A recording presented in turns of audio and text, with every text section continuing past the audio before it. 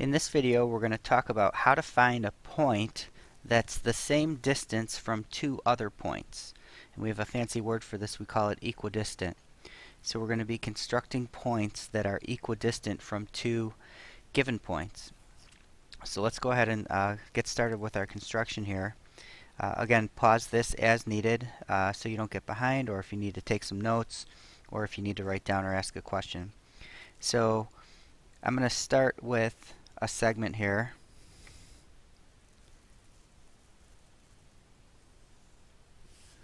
And we'll label these points A and B.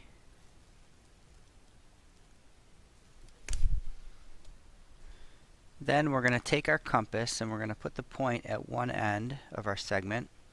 And we're going to open it up so that it's just a bit more than half. And I'm going to draw an arc that goes up this way. I'm going to keep the same setting. And I'm going to come over to point B and draw another arc. And where these two arcs intersect, I'm going to draw a point. And we'll call this point C.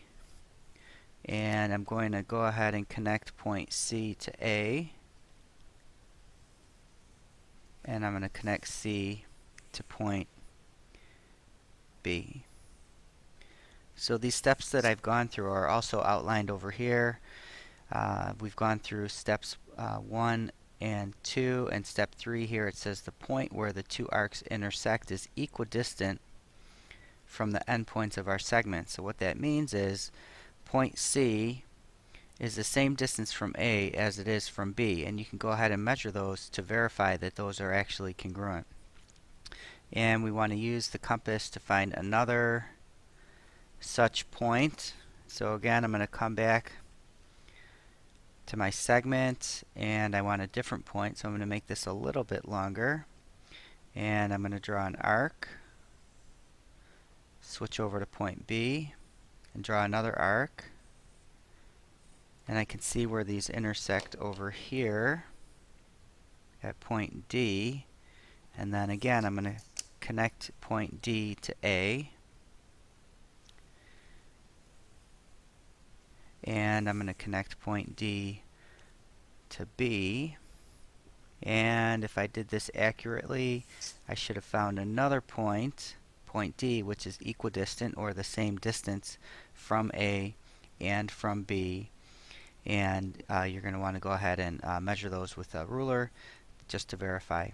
And then our last step here in step 3 is use these points to construct a line. So here's point D and here's point C.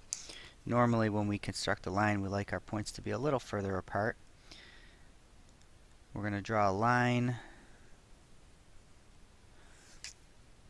and you and your group determine, is the line the perpendicular bisector of the segment, and use the method from the first investigation to check. Alright, so if you have any questions, make sure that you write those down or ask those in class, and we'll see you in the next construction.